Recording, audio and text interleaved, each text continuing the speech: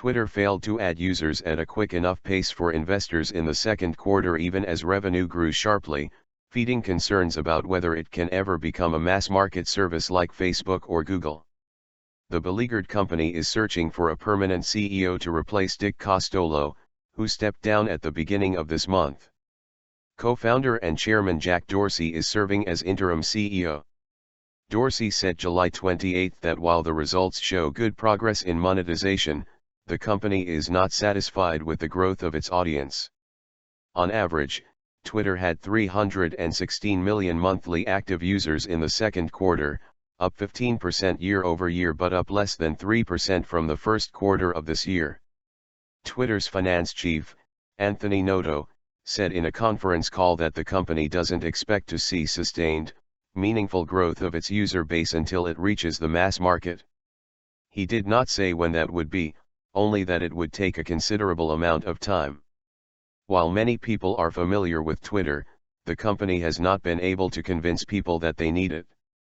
Twitter also remains too difficult to use, Noto said in the call, which was broadcast on Twitter's live streaming service Periscope.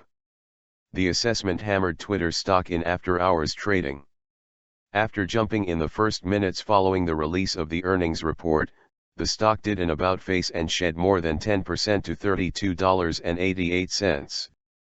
San Francisco-based Twitter Incorporated posted a loss of $136.7 million, or 21 cents per share, in the April-June period. That compares with a loss of $144.6 million, or 24 cents per share, a year earlier. Adjusted earnings were 7 cents per share, above the 5 cents that analysts surveyed by Zacks Investment Research had expected.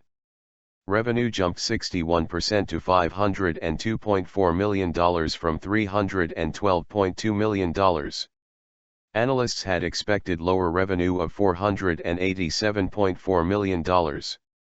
User growth has been an ongoing challenge for Twitter, as it tries to make its service a widely used product rather than a niche short messaging service popular with journalists, celebrities, and young people. For the current quarter ending in September, Twitter said it expects revenue in the range of $545 million to $560 million. Analysts surveyed by Zacks expected revenue of $563.9 million. The company expects full-year revenue in the range of $2.2 billion to $2.27 billion.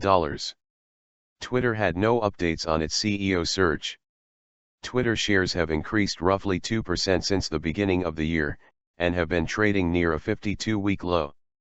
They closed July 28 at $36.54, a decline of nearly 4% in the last 12 months.